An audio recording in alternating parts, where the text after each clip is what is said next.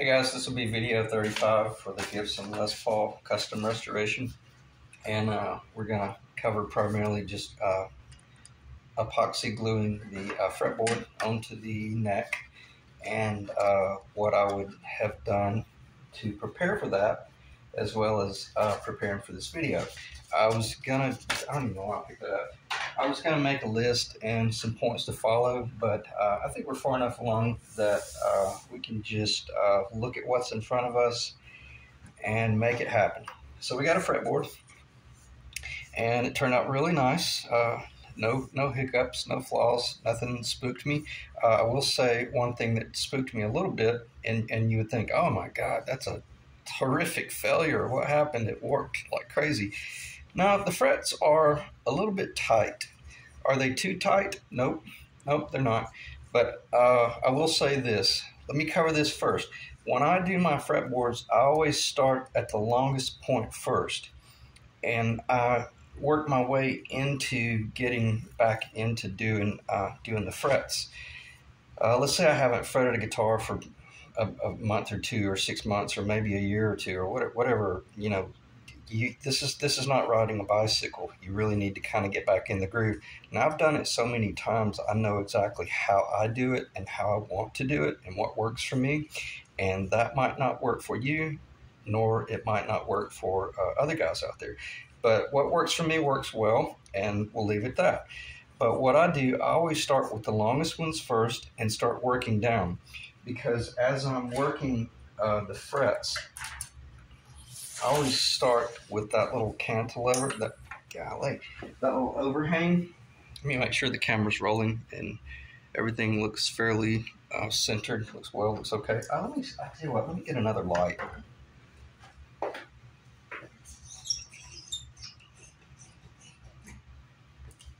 I hope this light is charged up. These are interesting little lights. If you ever check these out, these are little lights that have batteries in them.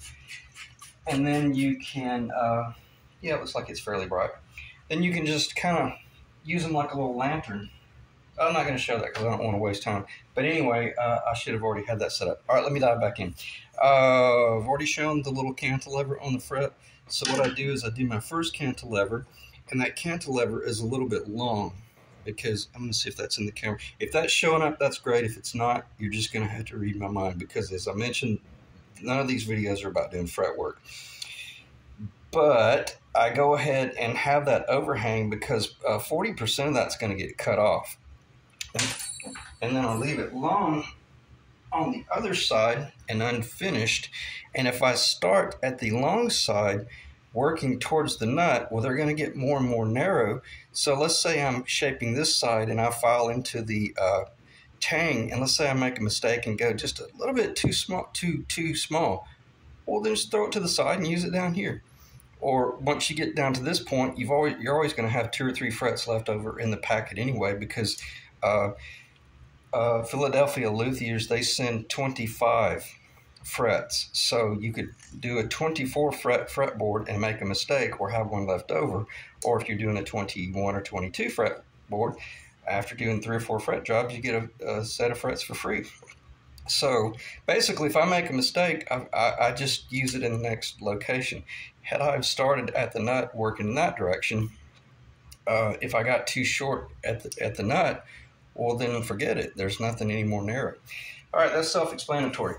But what happened right here, starting out at the upper register, when I was hammering them in, I noticed these are a little bit tight. And as I was hammering them, I knew they were a little bit tighter than I wanted. Is that a big deal? No, because every bit of that is nice and solid up there. So even if they were tight way up to this point here, it doesn't matter, because it's so solid. There's nothing beyond the 14th or 15th fret that could be detrimental to putting stress on the neck anyway. So as I started working forward, I got to this point, and I took it loose from the jig, and I immediately saw just a little bit of a convex there. So what I did, I stopped, I slowed down, and I opened up the fret slots a little bit more. And these up here, it's still bowed just a little. And when I say bow, that's the stress. But when you put just the slightest amount of pressure on, especially when you clamp it up there, it's literally probably a quarter of a millimeter off the fretboard. I mean, off the neck surface. So, was it a mistake? Nope. Is it problematic? Nope, absolutely not. Is it exactly how my 59 turned out? No, it's weird. The 59 didn't move a bit. So sometimes the wood and the ebony is a tighter grain, and it's just a tighter wood. But I'd rather them be a little bit tight. That way, when they're in this neck and everything's epoxied in and in place, man, the tap tone's going to be stellar because these are epoxied in. All right, so let's dive right in. What would I do now that I've got this off of my, and I'm so going to try to keep this from turning into 2 videos or a 45-minute long video, but I'm just going to show this briefly. You know, as we know, that's the jig. That's where everything was. All of this work was done on the jig, and then that's the very last cut. That would be the final operation right there, cutting that relief. Now, when you do these frets, they're overhanging probably anywhere from 1/8 of an inch to 3/16 of an inch.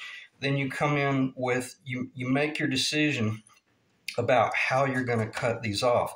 But I have to talk about this because I'm not going to install this fretboard on this guitar with a whole enormous amount of mass work to have to relieve. I go ahead and relieve all of that with my file on about a 60-degree angle. Whether that's where it's going to be, doesn't matter. I'll do that later on once it's on the guitar. But I had to get it clean enough that it's ready to install and not be problematic. So, in other words, that's going to be pretty much the last thing that you see on your jig. And there's our sacrificial binding, and there would be the top of the nut, and you can see that there would be the top of the nut, and then there's the beginning of the fretboard. So enough said about that. Out of sight, out of mind. All right. So when I did that work right there, when I noticed that I couldn't level these unless I had this perfectly flat. Well, you're thinking, well, how did you hold it perfectly flat? I have this little jig here that is basically tapered. And what I did is I put this atop of the jig, screwed it, well, before I put it to the jig and screwed it to the jig, I put this on this board. It's like a temporary artificial lower, and then I took masking tape and I taped this fretboard to this thing perfectly in place as if it were glued in place.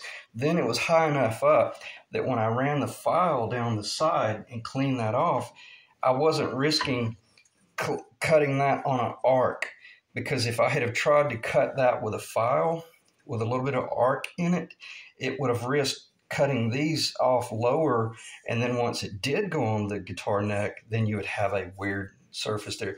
So now, in other words, that's what I meant by don't panic. You know, if this got wet and started bowling or moving, don't worry about it. Get it in place, work it in place on the jig, and even if it's a stubborn board, we're getting good at our guitar work, and now we're beginning to realize I'm not going to throw that away. That's not a mistake, because I know that even though it has a little bit of a movement in it because of the tight frets, it's everything that I did was on a perfect, nice level. So I'm not going to keep talking about that. I wish I hadn't even spent that much time with it, but I didn't want to sit here and pretend like, oh yeah, there's nothing wrong. That's fine, because that right there is where you cross the threshold and you go, oh, okay, I'm going to change gears and work it a little bit differently. And it forced me to spend 10 minutes talking about what it is. It's not a cover your ass situation and you're trying to explain it away. That's not what's going on, but it's still a master grade level fretboard, and it's ready to rock. You know, once it goes on the guitar, I'm not even hardly holding any pressure on it, and it's already leveling down. All right, so let's talk about lining it up and getting ready to glue it in place. The cool thing now is we've got so many, we don't even really need our measuring instruments anymore. We don't need our calipers or anything like that. Why? Because we've done so much engineering. All we're wanting to do now is put this fretboard on this guitar and line it up. And we're going to ask ourselves, where are we going to be lining from? We're going to be lining from that point right there, and the edge of that neck, and we're going to be lining from the center of the nut. Is that showing up on the camera? We're going to be lining from the center of the nut. And then once we get that up on the guitar body, we've got our Gibson USA pickup surround in place, so we know that that would be our stop point. And I'm going to try to keep this from getting long-winded, but at this point, we're going to, what are we going to do? We're going to probably come down here and clamp. Yeah, this is how I did it. Come down here and clamp at this point. This is all temporary right now. Why? We're pushing up against that Gibson USA surround. I'm putting my fingers on it. Feels like a guitar. Does it feel like it's where? Does it feel like that's where I want it to be when I pick it up to play it? Spot on. It's right on it. Now I can move the guitar down, and I can come up here to this point, and I can start everything. Everything from here on out is 99% just by feel. Didn't move at the nut. Now that I got this up here, and I'm not going to spend too much time talking about this because I already have in one of the other videos. We've got our bridge now. If we don't, we should have. You should already have your bridge on here and mounted where, or at least temporarily mounted where you want it. Now we're going to straight edge along the treble side of the trapezoidal path. This is the outside dimension of the fretboard. We're not worried about the lower anymore. And then we're going to sight down here and we're going to look at our bridge. And where is that trapezoidal path, the outside dimension of the binding, hitting within relation to the bridge? And then we do the same thing on the base side of the trapezoidal path. And all we're going to ask ourselves, is it the same? I don't care what the dimension is. I just want to see if there's anything crazy going on right here at the last that I've got to address. And there's not. The dimension, the distance from here to here and here to here, it's right where we left it a week to 2 weeks ago. All right, so let's glue it on. Well, I'll say that before, when I had that all lined up, I came in here. Let me back up. Let me slow down. 16th inch drill bit. It's the reason I left that out. Put this on the tape on the drill press. Uh-oh. Man, I'm dropping everything. Put this on a drill press. Why? Because I don't want to drill this by hand. I don't want to drill this by hand and risk not being perfectly perpendicular. Okay, so I got that point right there, and I've already set it up here and made that point there. Now, after I set this up here and clamped all this, then I did take the drill and just do a real fine drill, a single pass. I just went into the guitar about an 1/8 of an inch deep, maybe a little more, and then I came straight back out. This drill is so tight I can hardly get that drill bit to fit in there. So, and it's only a very shallow amount deep. Why? Because that will allow me to just put this thing on and not worry about where it's going. I don't need that. That's primarily just so that if and when it starts slipping. I'll talk about this temporarily. If we were doing tight bond, how would you do this? I would probably come up here, or either I would have left one of the frets out up here and I would have come off to the side. Why off to the side? Because you have the truss rod running down the middle. You can't, there's nothing to drill through. The whole idea of this is to have some sort of pin location up here and a pin location down there that assures that you're still able to come in according to how you're going to be clamping the fretboard down. You've got to make certain that you don't have your pins in the way of your clamping station. Benedetto had like a little a train track rail, and in the middle of his jig he had a hole drilled out so that the pins could stick up through it. It's pretty brilliant. So do something like that, get creative. All right, so we've got this whole thing right here, and we've pushed it up against our Gibson USA surround. We've drilled our hole, and we know all things are cool. And now we've double checked our. Gotta watch the guitar so it doesn't slide off the table. We've checked our, nut location and how close is it to perfect. It's just spot on. I'm barely even going to have to shave anything. So we know we're doing really well. The only thing I failed to mention that is critical at this point, you would take, if you're laying it out by metric, which I recommend, measure from the beginning of the fretboard. Again, the beginning of the fretboard, which is the beginning of your scale. And now that before you drill this hole, you have verified that your scale length is correct. And the scale length on this one is 628.65 millimeter. And when I measured it, that's exactly what I got. So we're in good shape. And actually could, on this high E saddle, could shorten it even a little bit less than that if needed to. So just don't want to start talking about that. So in other words, you don't want to be at 628.588 and then that thing's all the way at the front, because you might need that, quarter of a millimeter. So, all right. Now I have, I took the fretboard. See how tight that is? I can't hardly get it up. Well, we'll just leave it there if it wants to be stubborn. Because I'm getting ready to use my epoxy.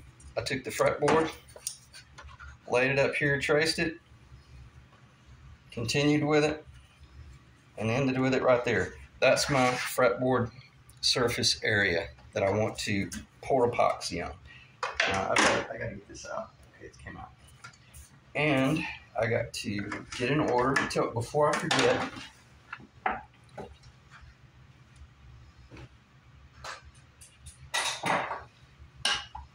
I've already done this, but I want to do it again on camera just to show the importance of it.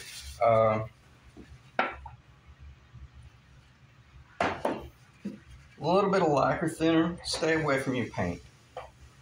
We just want to clean everything up. I forgot, this is pretty important. This is never ending. You've already verified that before you glue this down, if there's any sort of hiccup or anything got damaged, you're verifying that your planes are perfectly, is that in the camera? Perfectly clean. So now we're ready to clean up. Because why? We're getting ready to glue this on. And once we start this, we don't want to have to stop and start making corrections. We want to do this so well that we pretty much know beyond a shadow of a doubt it's going to work. You just can't, you can't anticipate anything going wrong. Why? Because you're so well prepared for it. You got your tape there in case you got too much epoxy. You're not freaking out because it's squeezing out and you're panicking about your paint, because we might run into some sort of hiccup that we'd have to devote every bit of our attention to. And we don't need to be worrying about trying to clean up epoxy when we need to be focusing on something else. All the more reason to use the epoxy, because once we apply this epoxy, we've got a good 10 to 15 minute, if not 30-minute work time to do the job. And you just don't have that with a water-based glue.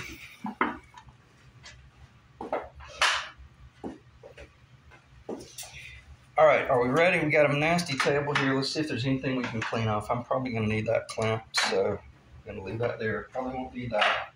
I got a whole bunch of crap over here, but I can push it to the side. Hopefully it won't bug me. One thing I am going to do at this point, I'm going to go ahead and take my Gibson cover off. Why? Because I don't want to damage it. I don't want to get epoxy on it. It has served its purpose. I had a screw in my mouth. It has served its purpose, so don't need it anymore. I can't remember if I did kind of push that down there.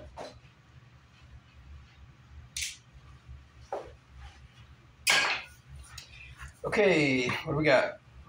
No sense in having that on there. Probably probably won't need the screw gun, but I'm going to leave it up there anyway. Talked about the nut, won't need that. Let's mix some epoxy. And this might get a little bit boring, but if you've seen any of the past videos, I'm going to rock it through this. If you want to really know how to mix epoxy, just go back to some of the past videos. I have spent quite a bit of amount of time talking about that.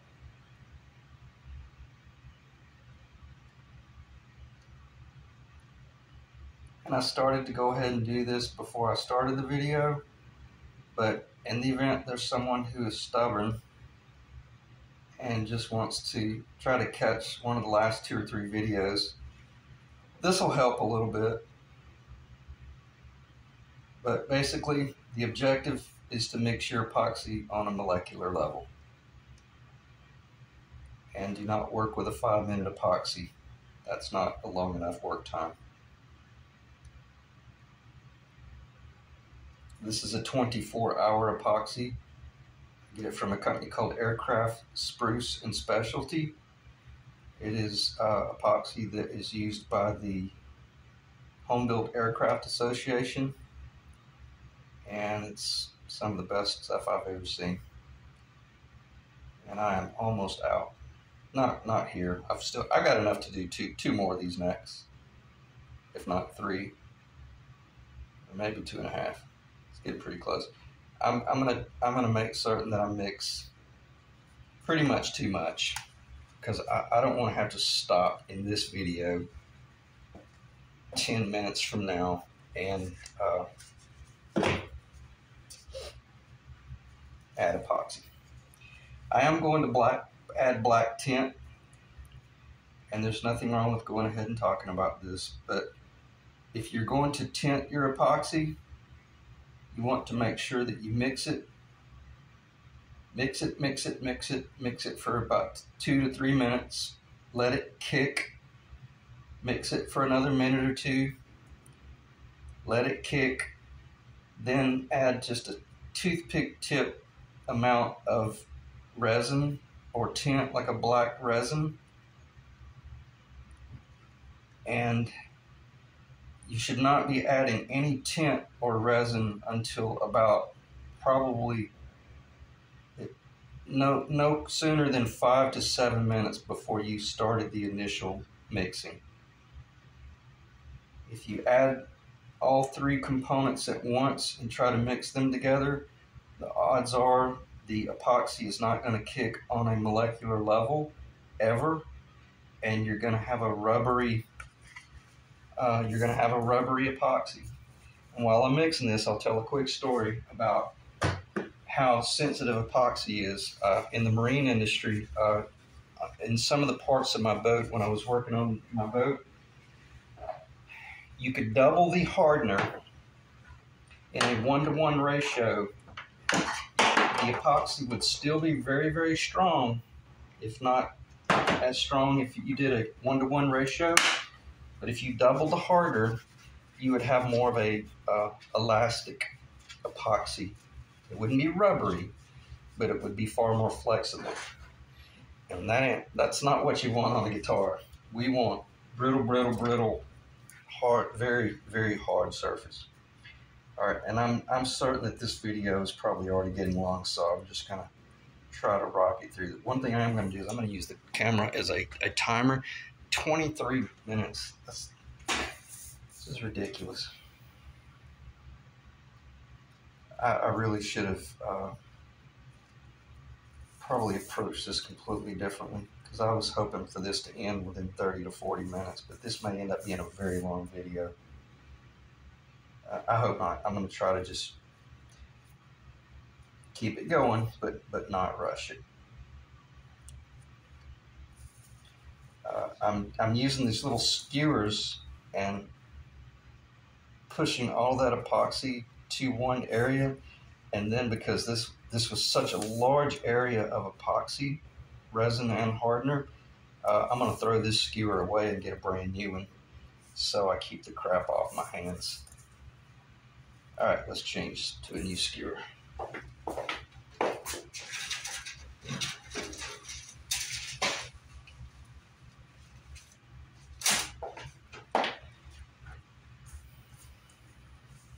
Am I on the camera? Yep.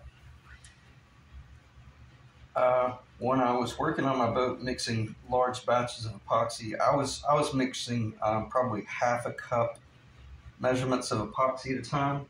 I could take a large dowel rod and I would go in and crush it like that, kind of crush it together, and it worked really well. So we shouldn't have to do anything like that working on the guitar, because this is an extremely, you'll probably never mix this much. Well, no, I take it back. When you're doing the top, you'll be mixing about 3 times this amount when you're installing the top. All right, what should I talk about while I'm mixing? Turned out well. I can't think of anything to really talk about other than just I've covered much more related to the fretboard than even I expected when I started thinking about spending more time with the fretboard, if that makes any sense. When I started this series, I figured it would be about 20 to 25 videos, and it would go from one state to the next. But if you've really been following the series, you probably realize by now that I began to see the opportunity to truly restore a guitar.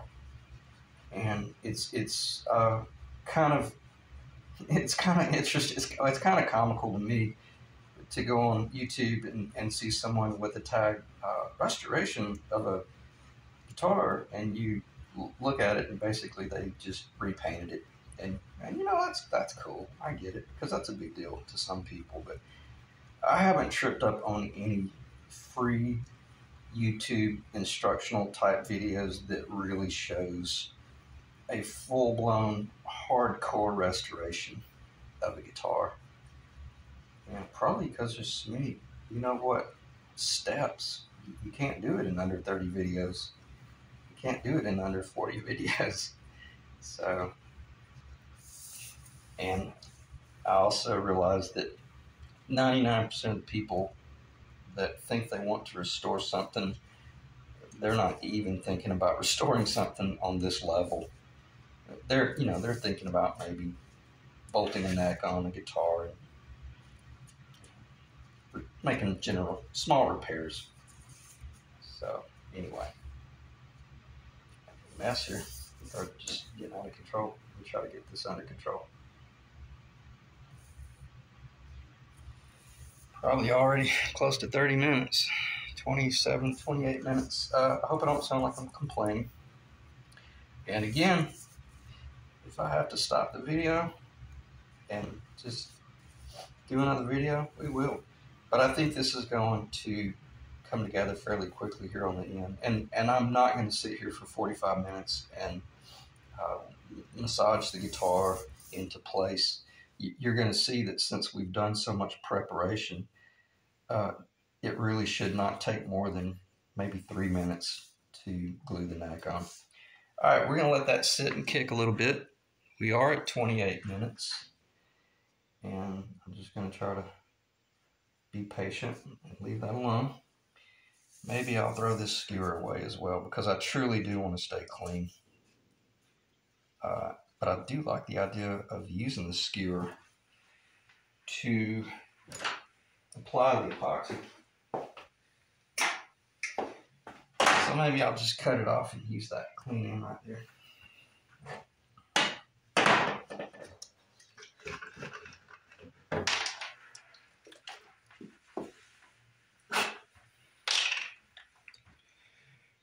Spoke about it in one of my last videos. Take your alcohol bottle, put some little pin pricks in the aluminum, and you can use 91 alcohol to, if you can clean epoxy just a little bit off of your fingertips with 91% alcohol, man, you can use it to pretty much clean anything. It's much safer on your skin too. All right, we got some black tint here, and I should have a toothpick laying in that chaotic pile somewhere. Yes, one of the last, 2 or 3 videos back, I talked about the importance of how much, or actually I should say more so, how little of an amount of resin that you need. And I need to make sure I clarify something. Before I started fooling with any of the tints in resin, I didn't guess at this. I have a 1946, give or take, Evelyn. Oh man, I can't ever think of the name of that mouthpiece. It's a vintage alto saxophone mouthpiece from Great Neck, New York, or something like that. And it was chipped really bad. And I did numerous tests with mixing the epoxy with a black resin versus a white resin, because I had to assure myself when I repaired that vintage mouthpiece, which is extremely valuable, that it was strong, but that it also had exceptional tone transference, because the whole idea about getting tone out of an alto or out of a saxophone is, man, the mouthpiece is critical. And I did a lot of tests with mixing epoxy just like this with black and or whites and stuff like that. So that's why I don't have any fear about mixing resins in and putting it on a surface like this and gluing it. I think what I may do is we're at 31 minutes and 25 seconds. I'm going to pause this video just briefly and come right back, and we should be mixed up with some. I don't know, what am I saying? I can't do that.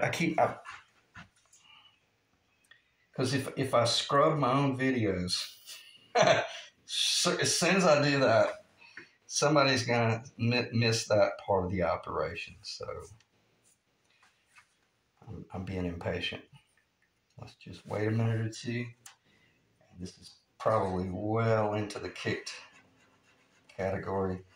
And I'll tell you what I'll do. I'll mix in the black, and then I'm going to pause the video and let that sit there for another minute or two, because I do not want to rush this. Right, so let's mix in some black.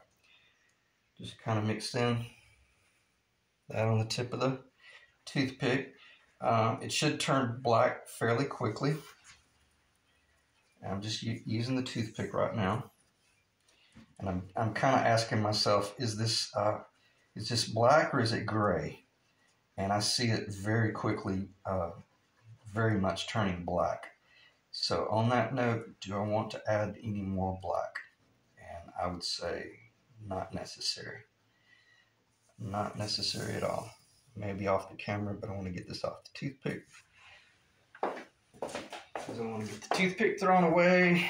Now I'm going to take that alcohol cloth, and I'm going to even try to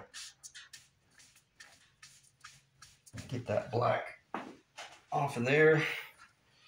Now let's do some mixing, and then once I get it mixed up here briefly, I'm going to mix for about 30 seconds or a minute or so, and then I'm going to pause the camera, and then I'm going to empty the table. And the only thing that's going to be on the table will be the guitar, this epoxy, the necessary clamps, and I'm going to finish this portion of the job hopefully within under 40 minutes, because I don't want to take this epoxy right here and immediately start applying it onto the neck. I want to let that even kick a little bit, just to make certain that it doesn't slow down the molecular bond.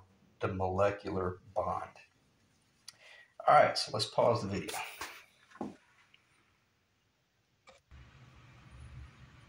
Okay, guys, I went ahead and did the epoxy on the fretboard surface, and I think that was wise, because it gave me an opportunity to just kind of slow down and make certain I wasn't missing anything. Right now, I'm going to stick that, and you can see it. I've got it covered. It's nice, and so it's not thick, but it's certainly not thin. It's not thin. And what I'm going to do with this, there's nothing on the back of this. I haven't tried this yet. I'm going to trust my layout, and I'm just going to go straight down with it. What I'm going to do here is, I'm not certain if I want to pull this off, but the cool thing about the epoxy, if this were Titebond, we wouldn't even have time to think. I would already be reaching for some sort of caul and clamping and all that stuff. Maybe there's like a slow dry water-based glues, but you know, this if there is, find that in a different video, because this video is about epoxy. I like working with epoxy, and man, I got to tell you right now, I got a vacuum going on. I'm pushing side to side a little bit. Do I want to push epoxy out? Not nearly as much as I want to just make certain that I distribute it to the back of the fretboard. And I can see my little drill bit up here moving around a little bit. So that lets me know that I'm distributing the epoxy that is on the fretboard, on the neck, to the back of the fretboard. I think it would be a mistake, because I'm getting squeeze out here. I'm not getting any squeeze out there. I'm getting squeeze out over here. So, in other words, I'm not going to pull this fretboard off to inspect it to see if there's epoxy on the back of this fretboard. I know that I put it on thick enough that there is epoxy there. Is it clamped yet? Nope. If I want, I could go get some coffee, and I could let y'all sit here for 5 minutes. You know, that's why I love the epoxy. It gives me all the time in the world to think about what I'm doing. And I'm sorry if I didn't have that in the camera, but I'll be honest with you, I want to focus on the job right now, because this is real time. Now, one thing I'm going to do,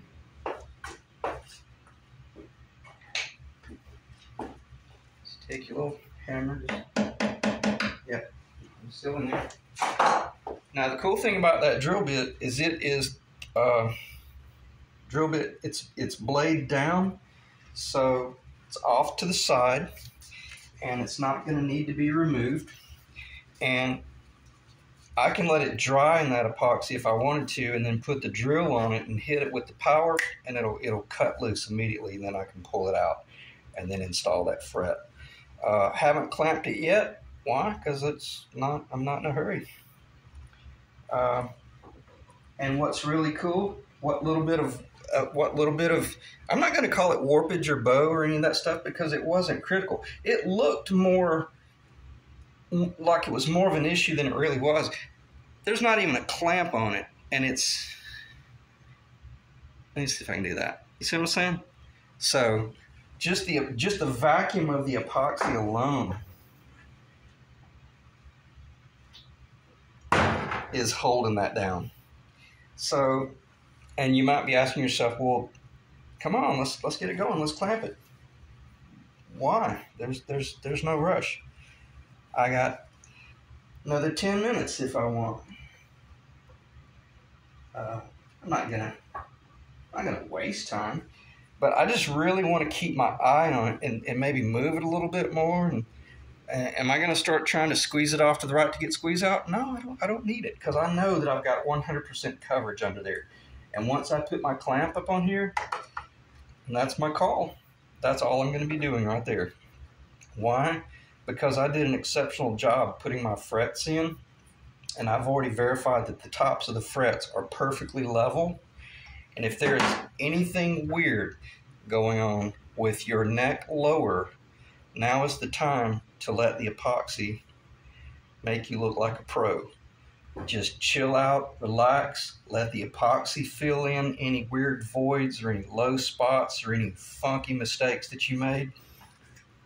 All we want right now is a platform by which the strings can land, and land as close to perfectly flat as possible. And I think we're there. So what I'm going to do to start, I'm going to do a real gentle clamp here. Say what the reason is. Let me go ahead. Is that in the camera? Yeah, I hope you saw what I just did. Turn it like that. And maybe, yeah, I think I've got the whole thing in there. All I'm doing right now, I'm just watching this. Oh, I'm getting epoxy on me. Who cares? I got, it's no big deal. I got the alcohol. I don't care if I have to repaint that whole lower. I don't want to get epoxy up on the ebony though. And right now I'm going to start pushing a little bit and make certain that it doesn't go crazy sliding around. And I have learned that if you put the quick grip on a bit of an angle or as much in line as possible, it doesn't risk pulling off to one side. Now, is this going to be the final clamping pressure? No, I'll increase it a little bit in a little while. I just put some pretty serious torque on it right then. I didn't get any movement here at all. And I'm looking at my tape. I forgot to tell you that tape was a guideline for me. And I'm going to show you this. This is a little piece of plywood with a little piece of the leather, faux leather. This is all it's going to take. You set that on your C-clamp or cabinet clamp. I hope that shows in the camera, but all I'm doing is sliding up into the cutaway. And then I'm watching the little faux leather platform right now. And then once I get over the center of the neck, I pull up to it, drop down, watching the drill bit back there. And I'm putting a very small amount of force, just a little. Now I'm reaching over here to the left and I'm looking at my guide point, my pivot point, and I did not move. I'm exactly where I want to be, so I'm going to give it just a little bit more. You saw that? I hope you did. Maybe not. Well, all I did was just a little bit of finger pressure there. Very minimal. We're at 42 minutes, but it's okay. This is a pretty important part of the operation. Don't worry about anything down there. That's what the drill bit's for. Let it earn its keep. The only thing I want to do, and the camera, I think that's self-explanatory what I'm doing right there. I'll put a little bit more. I just put some pretty serious force on that. I'll put a little bit more. And I'm going to sit here for the next 45 minutes and listen to my favorite psychedelic furs and watch this baby dry. All right, thanks guys.